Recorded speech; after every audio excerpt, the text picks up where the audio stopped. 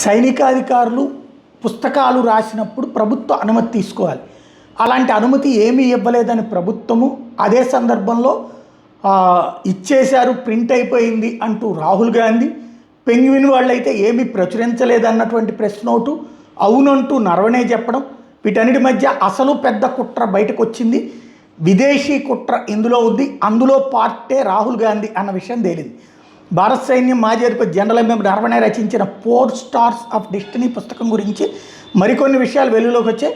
రక్షణ శాఖ అనుమతుల కంటే ముందే ఈ పుస్తకం గ్లోబల్ మార్కెట్లో ప్రవేశించినట్టు ఢిల్లీ పోలీసు వర్గాలు ధృవీకరిస్తున్నాయి. ఇదంతా కుట్రపూరితంగా జరిగినట్టు చెప్తున్నాయి.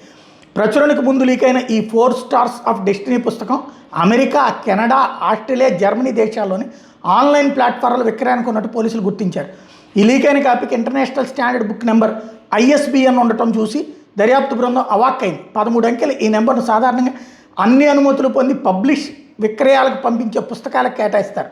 రక్షణ శాఖ అనుమతులు రాకుండానే నరవణే పుస్తకానికి ఈ నెంబర్ ఉండటం పలు అనుమానాలు రేకెత్తిస్తుంది. ఇది కేవలం పైరసీ చర్య మాత్రమే కాదు, రక్షణ శాఖ అనుమతి లేకుండా పుస్తకం మార్కెట్లోకి వచ్చేలా పక్కా ప్రణాళికతో సమన్వయంతో ఈ లీక్ ఆపరేషన్ చేసినట్టు ప్రాథమిక దర్యాప్తులు వెల్లడైందని ఢిల్లీ పోలీసు చెప్తున్నారు. దీని మీద పబ్లిషర్ పెంగ్విన్ ఇండియాను ప్రశ్నించేందుకు దర్యాప్తు బృందం సిద్ధమైంది.